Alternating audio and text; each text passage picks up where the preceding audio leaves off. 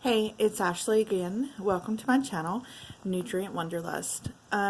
Today I want to talk about weight obstacles and basically my personal weight obstacles. I hope maybe this covers some personal weight obstacles with you as well. And if they're different, please comment down below and let's discuss it. I need a good community and a good support system. So I'm going to be looking down a good bit because I have some notes written. I knew that I wouldn't be able to keep all this in my mind at one time. But the first weight obstacle that I feel like that I automatically wrote down was junk food access. And I love my family, I do, but especially during the holidays, as it's November and it's headed towards Thanksgiving. Of course, everybody's trying new recipes, new pies, new food that's come out, and they're all like, hey, try this, or just simple things like they'll be munching on chips on the couch, or they have their junk food everywhere. And of course, I'm unprepared at that moment because I'm starving and I don't have anything pre-planned or any ideas of what I might want, because I'm still in this journey going, oh gosh, what's in my cabinets. So as you can see from my thumbnail, I actually made the junk food access area non-existent and I actually put it as vegan food as much as possible. I did leave a couple snacks in there for my son, but it's mainly like peanut butter crackers. Excuse the phone moving around. I really don't have a tripod right now or anything like that to hold this up. Okay, second one is definitely finding support. My boyfriend is wonderful. In fact, he went vegan with me for like 9 months at one time, and I saw results. Why I stopped, I don't know. He, however, felt that he didn't see any results, at least not fast enough for him. But then again, he was also eating potato chips and granola all the time, chocolate, anything that he could get that was junk food vegan, he'd eat it. So, and I want him to go on this venture again with me, except be more plant-based, and I think he's kind of afraid to do it because it won't taste good. So, and I am the cook at the house, so, and he does cook sometimes though, but so I'm just going to have to try to figure out some really good meals that he'll like and compromise maybe. Okay, so the third one is basically mindset. I think we all deal with this, and we don't understand that, when we say we're going on a diet, that word should never even come in our mouths. It's definitely a lifestyle change. I have learned this over and over again, and I'm hoping to let it sink in this time, that this is an absolute lifestyle change and not just something that I need to do for a few months to hit a goal and then go, woohoo, now I can eat all the pizza I want. So, one of the mindsets that I'm trying to keep is, of course, that this is a lifestyle change. This is something I want, because it is something I want. I used to be very active and I was voted most athletic, and then life happened. And I'm tired of life happening to me. I want to be the factor in how it happens around me. I want to control that a little bit. And I know so many people are like, you can't control life. No, but you can control how you react to it, and you can control the situations you put yourself in. And so that's one thing that I'm hoping to do here.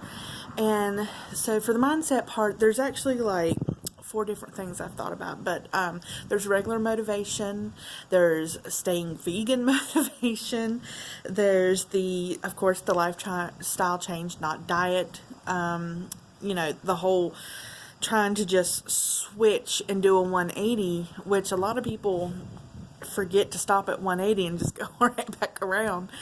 And I've done that so many times. And then the fourth one being, I want to deal with body dysmorphia, okay? Because I know that is an issue with people who have been overweight most of their life, like me. And I know in my 20s it was really, really bad.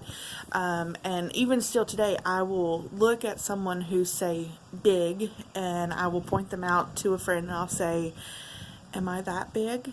And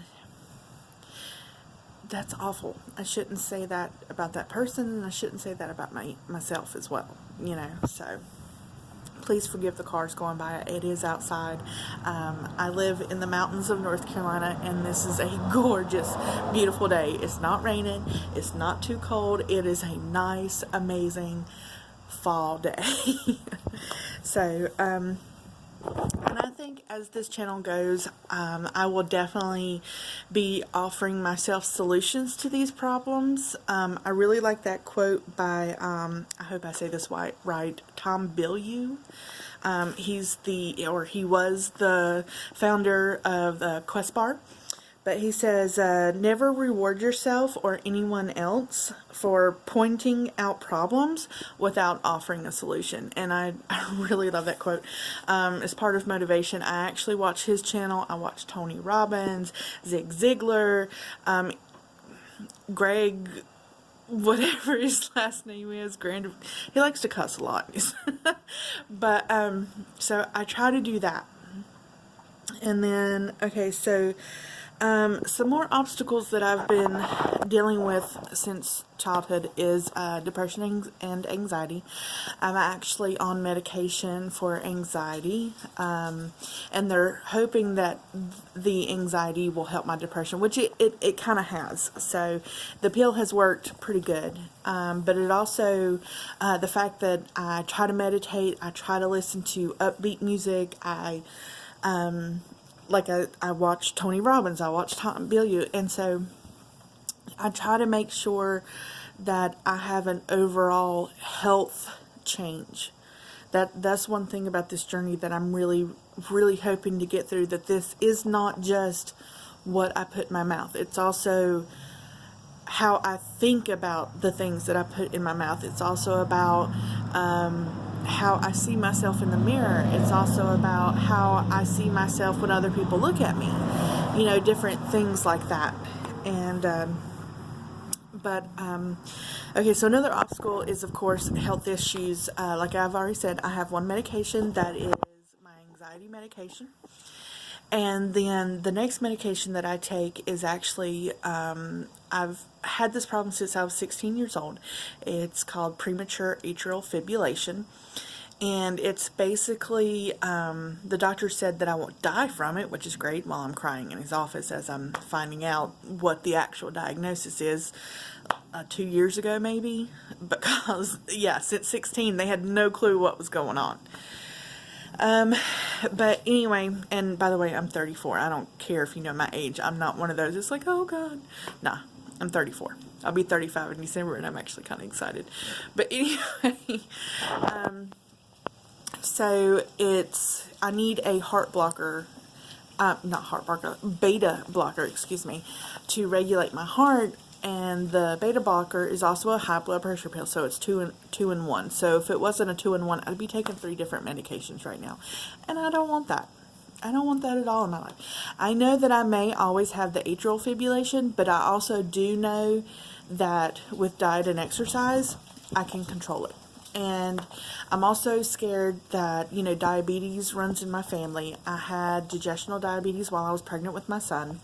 And while I was able to control that with diet, in fact, I actually lost weight while I was pregnant with my son, which was, I thought, really weird because I'd never known anybody to do that. So these health issues are there, and the reason why I say it's an obstacle is because with the heart palpitation, the moment that I get a good run or a good anything, heck, a good walk, a good brisk walk, my heart wants to palpitate because the blood pressure is going up. And so it makes me go, oh God, I need to slow down, I need to stop, I can't do this. And it just, all these things trigger off in my mind, and it's awful. So that's one thing I'm trying to get over. Baby steps.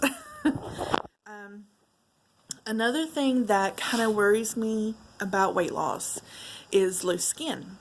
I don't want to go into surgery for loose skin, but at the same time, I don't want the loose skin. You know what I'm saying? I would actually want to have surgery to take it off, but I'm worried about that. I want to make sure that it's. I mean, I'm already going to have a problem with my body dysmorphia and going through that, and then I think about the loose skin, and I'm like, is that going to set me back, or am I going to be like, these are scars of, I'm okay with this? So that's a lot of things I've got to think about. Okay, so the last one on mine is being extremely shy. And a lot of people that meet me are like, you're not shy? I'm like, yes, you have no idea the amount of motivation it took me to get out of bed this morning, the amount of motivation it took me to even jump in the shower. And I so almost picked up the phone 5 times to be like, I'm sick, I can't come. Doing this video, I had to motivate myself. I wrote out my notes and I was like, you can do this, you can do this. And I got the pictures ready for the thumbnail and, you know, and all this thing. And I'm just sitting there going, oh, I'd rather take a video of my dog, which she's really cute, by the way. But anyway, so trying to get over this extreme shyness, trying to get my mind wrapped around all these things is a lot to consider, because I'm realizing, gosh, weight loss is so much more than just worrying about the food in my mouth. So I'm hoping that as we go on, like I said, I can offer some solutions that personally help me, and hopefully maybe you can offer some solutions that are helped you along the way as well. So talk to me in my comments. I'd really like a support system, please. Hope you have a wonderful day. Bye.